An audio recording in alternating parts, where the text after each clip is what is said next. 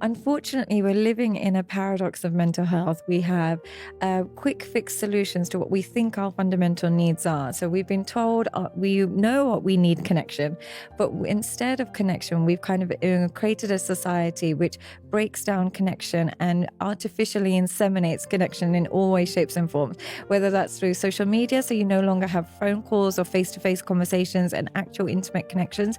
Instead, you keep in touch by just seeing pictures and videos and breeding a bit of jealousy rather than connection with the people you truly love, or breeding a bit of judgment with people rather than actually connecting to them.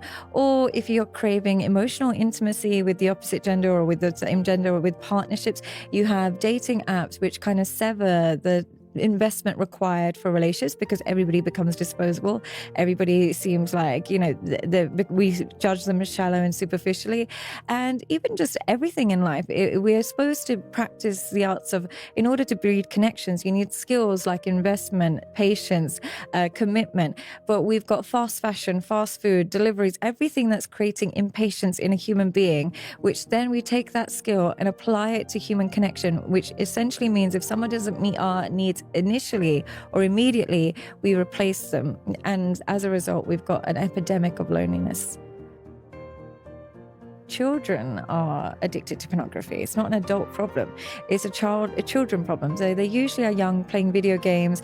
And so they start with addiction to video games, and that becomes very difficult. And then they see the pop-ups and then they start watching pornography, and by the time they're 18 they've got a full-on addiction, but they don't realize it's an addiction. So you're competing with now their childhood and their complete habits that you can't really compete with. But the main thing it's done to men and women, but particularly to men, is we can all find connection. We think it's really hard, but we can all find connection if we simply like what likes us. If we're simply, look for reciprocity. We want what wants us. We stay within our level. I don't mean that in an insult, but it would be a pointless strategy for me to want like a complete superstar and be like, no, Chris Brown has to be with me. It's not going to happen. Is that if I stay in my level, somebody who works in a similar industry, somebody who looks similar to me, somebody who is like that, we'll all find partners. But what pornography and social media has done has escalated what we desire in a partner. And as a result, we think we're super lonely. We think there's nobody out there for us, but essentially there are people out there for us, but we classify selecting people who are on our similar level as settling. And therefore we keep aiming higher and higher, thinking that the bar is higher and higher. And as a result, we end up lonely when really we could just shift our desires to the people who invest in us and focus our attention there. But we're constantly focusing our attention on things that we've seen online and things that we've seen other people do. And therefore we lack the actual intimacy and connection, and we don't look for reciprocity anymore. So that's why people are struggling a little bit in that sense. I have a man that's addicted to pornography, and he's like, I have no luck with girls. I have no luck with girls. And I said, what kind of girls are you going for? And it will be a Swedish supermodel that lives in a different country, and he's in his mum's basement. He's not looking after himself. And he's like, those girls don't like me. I'm so lonely. I'm like, but there will be girls that do like you. You just don't want to attach to what is available to you. So what's happening is we're forming artificial connections with people who are out of our league, and therefore we're experiencing continuous rejection, and we're trying to bypass rejection by using OnlyFans or subscriptions of pornography. And as a result, we can't get the human connection, because human nature and human connection requires those emotions like rejection, investment, commitment, and we're skipping all of that and then just getting to the outcome, which is a fake outcome of just sexual pleasure, unfortunately. For men and women, I would say self-control, the art of self-control is having a vision. That's all it is. It's not so much being restrictive, but it's understanding where you want yourself to be in the future, visualizing what your outcome of life will look like, and then using that as a motivator to inform your decisions. And what I mean by this is I like food. I enjoy all types of food, but because I might have a vision of how I want my body to look, that long-term vision of where I see myself is a motivator for me not to succumb to my desires right now. Similarly, you might love sex with beautiful girls or so on and so forth, but you want a marriage with kids and you want to maintain that. Not everybody, but some men want that. They want a committed, long-lasting relationship. So you have to control what you currently desire for your long-term vision of yourself. And when people forget their outcomes and their long-term visions, and they forget what in the long term could be worst case scenario.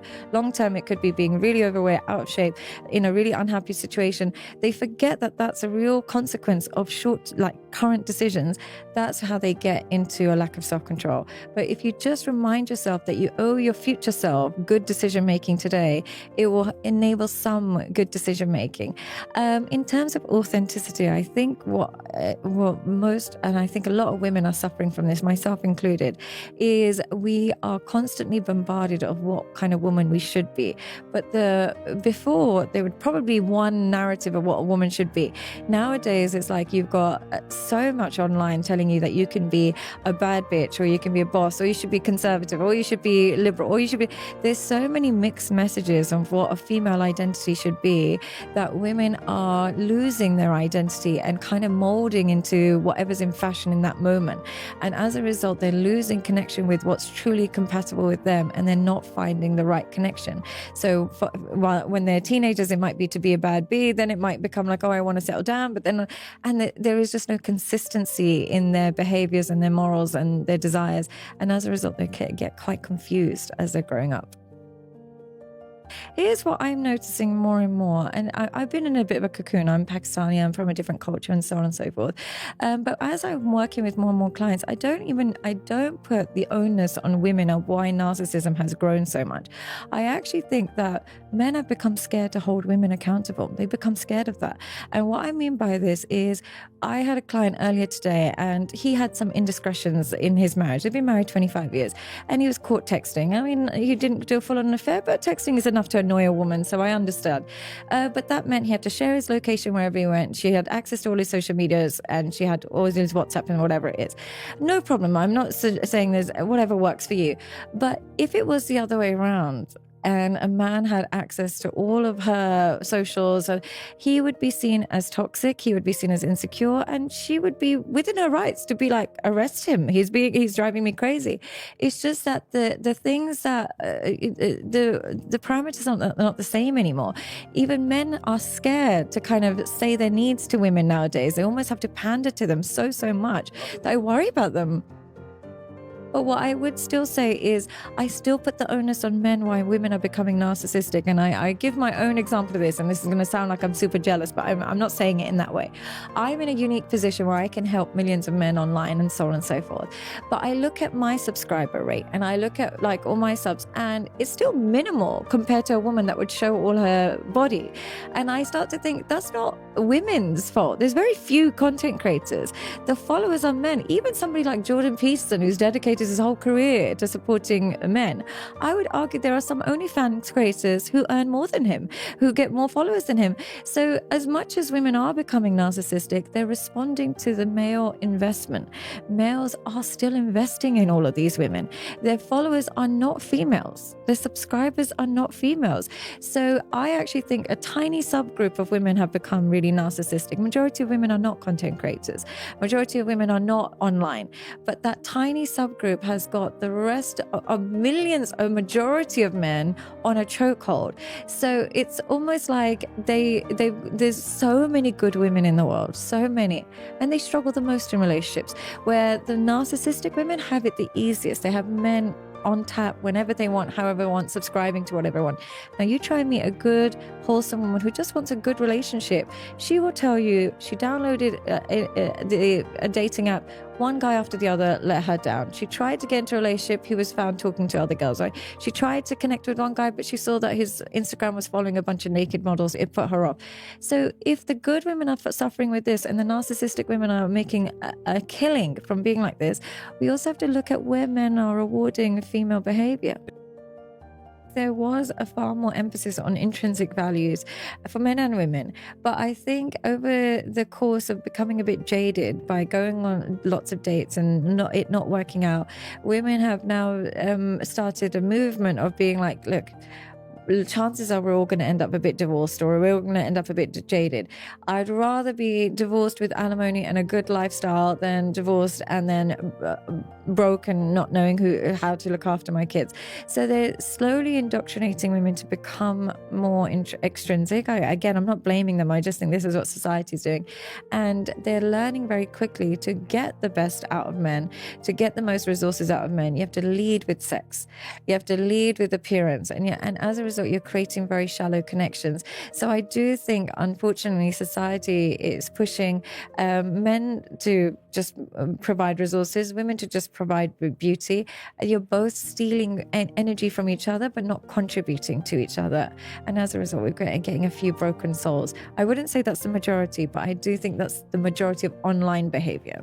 Yeah, I don't think it's the majority of offline behavior, but online, that message is being reincarnated again and again.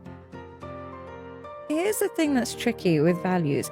Everybody on paper has the same values and they all sound great. We all think that we want kindness, we want connection, we want someone who's good to our family, we want someone who will be a good parent.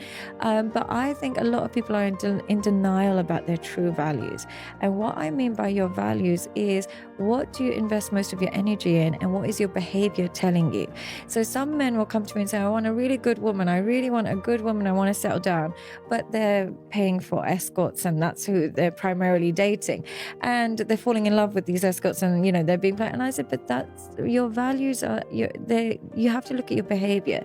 Do an inventory of your behavior and ask yourself, what am I actually rewarding the most in the opposite gender? Who am I rewarding the most? Am I rewarding the person who's kindest to me, who's the most loving to me, who's the most soothing to me? Or am I rewarding somebody who makes me feel unseen, who makes me feel unworthy, or somebody who I just find super attractive, someone who gives me money? What am I actually rewarding? Who am I actually spending most of my time with? That will tell you what your values are. Don't just pretend you have these really great, strong values. Once you've done an inventory of your values, if you don't like them, then you have to change your behavior. It's not just a mindset. A lot of people think my values are, I'm just going to change my mindset. I'm going to watch a lot of men do this. They might watch a bunch of Andrew Tate and be like, I've got a new bunch of values. And they go, but it's like, but what is your behavior? Like, where is your behavior going? If you're thinking a certain way, but your behavior is not aligned to that, it's not a value, it's a delusion. So constantly look at your behavior as an indicator of your values. The other thing to recognize is sometimes your values and your behaviors is very much infiltrated by your traumas. I get them. I completely understand that. And I have been very much an advocate for, childhood trauma, but unfortunately I've seen in my own practice that sometimes we are using this as an excuse. I'm totally compassionate with your trauma, but don't use that as an excuse to abuse others. Don't use that as an excuse to use others, and don't use that as an excuse to expect people to accept your mistreatment. You still have to, part of your values to still include treating people correctly. If you were really anxious, and that now means that you are really abusive to your partner, and you might be emotionally abusive or really controlling, and you say, but that was just my trauma, you have to accept it. Part of your value should be treating those that you love with respect and dignity, and overcoming your trauma to make this relationship work. So I would say that values have to be aligned with behaviors. Look at your behaviors as an indicator. If your values have been muddied by your traumas, it should be still your value to undo the trauma, to treat people correctly.